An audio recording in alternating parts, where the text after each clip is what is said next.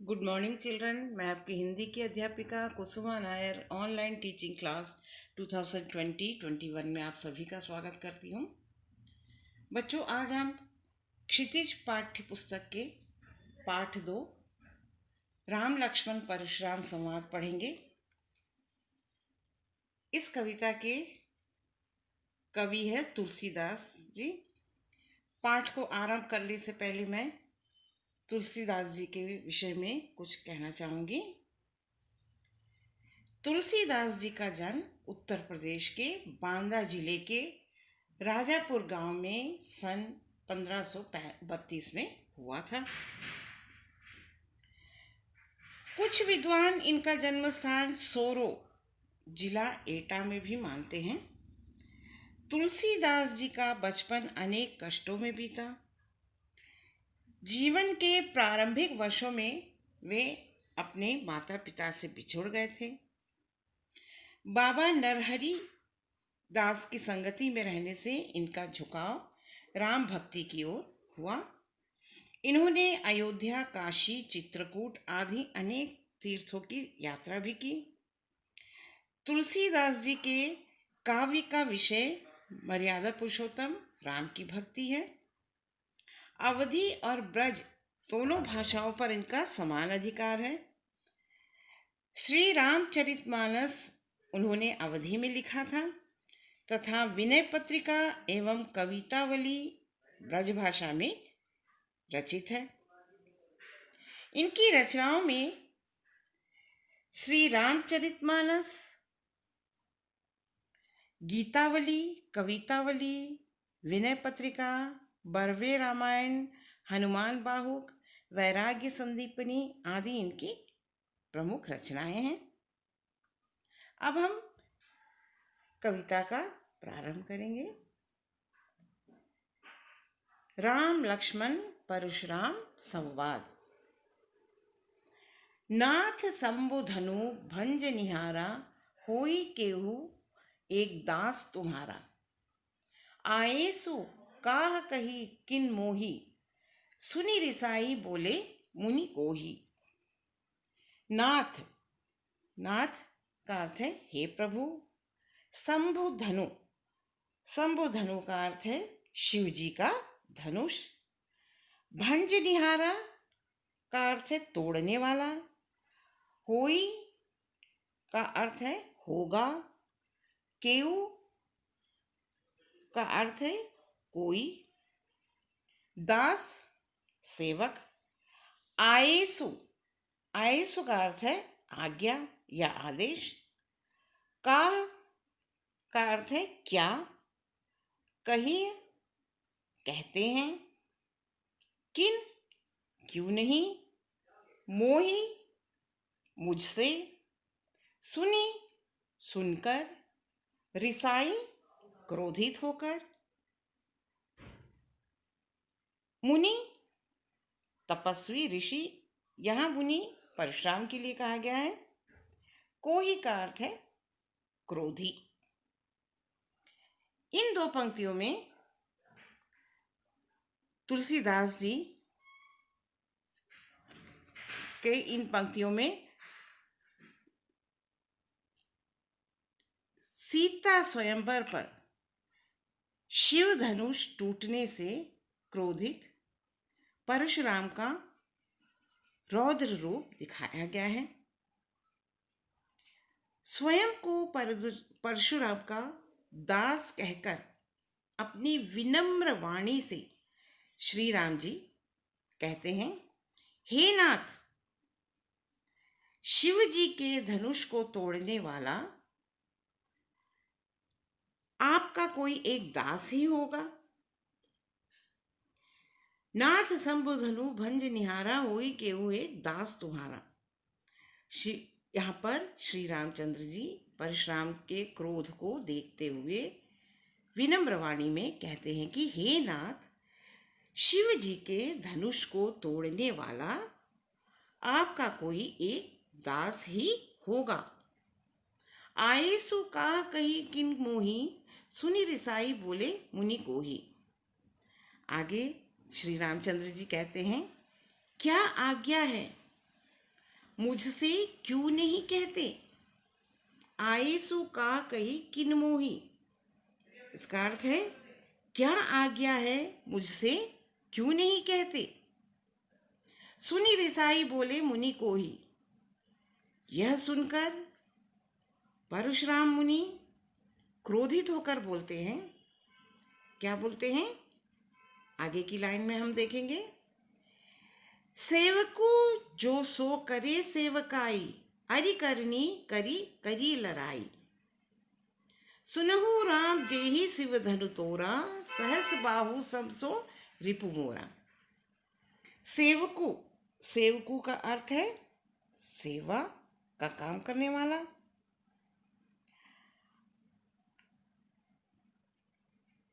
सेवकाई का अर्थ है सेवा का काम करने वाला। सेवक का अर्थ सेवक होता है, दास होता है।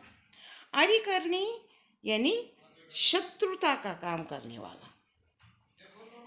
करी यानी करके, करिए का मतलब है की है। लड़ाई, लड़ाई लड़ने वाला, लड़ाई करने वाला। सुनहु राम यानी हे राम। शिव धनु का अर्थ है शिव जी का धनुष। तोरा यानी तोड़ा है।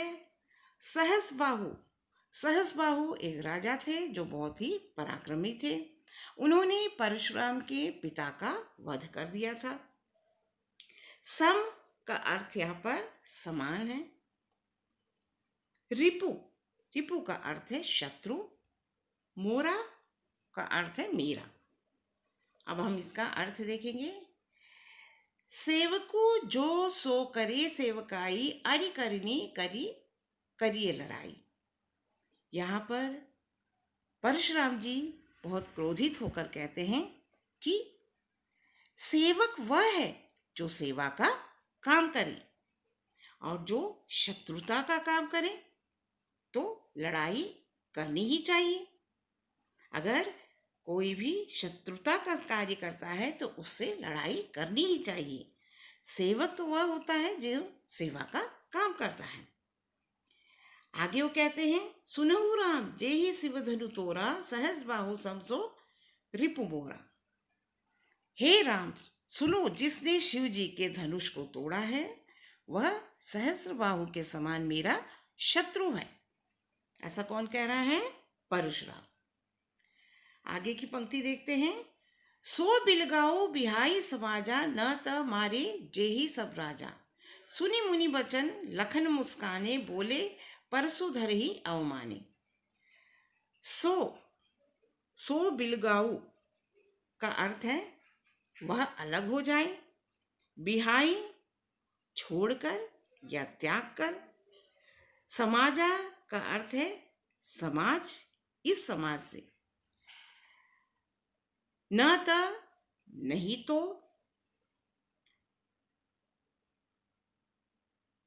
सुनी का अर्थ है सुनकर। मुनि बचन, मुनि वचन मतलब मुनि परशुराम के वचन। लखन लक्ष्मण। मुस्कुराने का अर्थ है मुस्कुराकर। परशुधर ही का अर्थ यहाँ पर है फरसा धारण करने वाला, यानी परशुराम जी। अवमाने अपमान करते हुए। अब इसका अर्थ देखेंगे। यहाँ परशुराम जी जो है वो श्री राम से कह रहे हैं कि हे राम सुनो, जिसने शिव जी के धनुष को तोड़ा है, सहस बाहु समसो रिपु मोरा। यहाँ पर परशुराम जी कह रहे हैं कि हे राम सुनो, जिसने शिव जी के धनुष को तोड़ा है वह सहस्र बाहु के समान मेरा रिपु यानी शत्रु है। सो बिलगाहु बिहाई समाजा, न त मारे जेहि सब राजा। अब आगे वो कह रहे हैं कि वह वह मतलब कौन? जिसने शिव जी के धनुष को तोड़ा है। वह इस समाज को छोड़कर अलग हो जाए, नहीं तो सभी राजा मारे जाएंगे।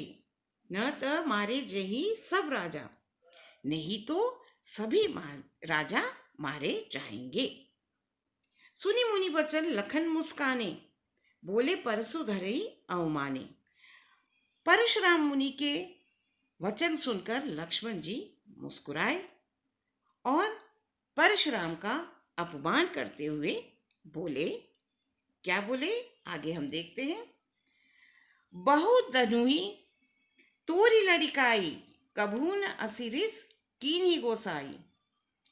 बहु यानी बहुत सारे, धनुही का मतलब होता है जो छोटे छोटे धनुष होते हैं, जो बच्चे खेलते हैं जिससे। तोरी मतलब तोड़ दी थी, लरिकाई मतलब बचपन में, कबहू का अर्थ है कभी भी, अस्सी अस्सी का अर्थ है इस प्रकार, रिस का अर्थ है क्रोध, कीन्ही किया, गोसाई का अर्थ है श्रेष्ठ। अब हम देखते हैं परशुराम से लक्ष्मण जी ने मुस्कुराते हुए क्या कहा। बहुधनु ही तोरी लरिकाई, कबहु न असिरिस कीन्ही गोसाई। लक्ष्मण जी कहते हैं कि हे महामुनि, बचपन में हमने बहुत सी धनुइयां यानी छोटे छोटे धनुष तोड़ डाले, किंतु कबहु न असिरिस कीन्ही गोसाई, किंतु आपने ऐसा क्रोध कभी भी नहीं किया। क्या कह रहे लक्ष्मण जी कि बचपन में हमने ऐसे बहुत सारे धनुइयां तोड़ डाले हैं, छोटे छोटे धनुष तोड़ डाले हैं, लेकिन तब तो आपने इस प्रकार से क्रोध नहीं किया। ये ही धनु पर ममता के ही हेतु, सुनी रिसाई कह भृगुकुल केतु। ये ही मतलब इसी, ममता यानी प्रेम, के ही हेतु यानी किस कारण से, भृगुकुल केतु भृगु ऋषि के वंशज यानी परशुराम जी। हे नृप बालक, ये हम आगे की पंक्ति में पढ़ेंगे। ये इसमें है बहुधनु ही तोरी लड़काई, कबू न असिरिस कीन्ही गोसाई। यहाँ पर लक्ष्मण जी कह रहे कि हमने बचपन में बहुत सारे धनुइयाँ तोड़ डाले हैं, छोटे छोटे धनुष तोड़ डाले, तब तो आपने ऐसा क्रोध हम पर नहीं दिखाया। ये ही धनु पर ममता के ही हेतु, लक्ष्मण जी कहते हैं परशुराम जी से कि इसी धनुष पर इतनी ममता किस कारण से है। हमने श्री राम ने जो धनुष तोड़ा है, उसी धनुष पर आपकी इतनी ममता क्यों है। यह सुनकर सुनी रिसाई कह भृगुकुल केतु, यह सुनकर भृगुवंश की ध्वजा स्वरूप परशुराम जी जो है वो क्रोधित होकर कहने लगे। रे नृप बालक, काल बस बोलत तो ही न संभार, धनु ही सम त्रिपुरारी धनु विदित सकल संसार। रे नृप बालक यानी हे राजा के पुत्र, काल बस यानी काल अर्थात मृत्यु के वश में, बोलत का अर्थ है बोल रहा है, न संभार यानी सोच समझकर या संभाल कर नहीं, त्रिपुरारी धनु, त्रिपुरारी धनु का अर्थ है त्रिपुर नामक राक्षस के शत्रु अर्थात शिवजी, शिवजी का धनुष। विदित का अर्थ है प्रसिद्ध है, ख्याति प्राप्त है। सकल का अर्थ है संपूर्ण, सारे। अब यहां पर जो है परशुराम क्रोधित होकर लक्ष्मण जी से कहते हैं कि हरि राजपुत्र, रे नृप बालक, काल बस बोलत तो ही न संभार। हरे राजपुत्र, काल के वश में होने के कारण तुम बोलने के हालत में नहीं हो। तुम जो बोल रहे हो उसका तुम्हें कोई होश नहीं है। धनुई सम त्रिपुरारी धनु विदित सकल संसार, सारे संसार में विख्यात शिव जी का यह धनुष क्या तुम्हारी छोटी धनुई के समान है? क्या कह रहे हैं परशुराम जी? हे नृप बालक, हे राजपुत्र, तुम काल के वश में होने के कारण, यानी मृत्यु तुम्हारे समीप है, काल के वश में होने के कारण तुम जो कुछ भी बोल रहे हो उसका तुम्हें ज्ञान नहीं है।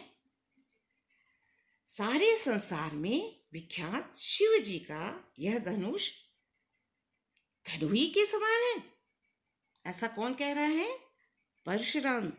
किससे कह रहे हैं? लक्ष्मण जी से। अब आगे की पंक्तियां हम लोग अगली कक्षा में पढ़ेंगे।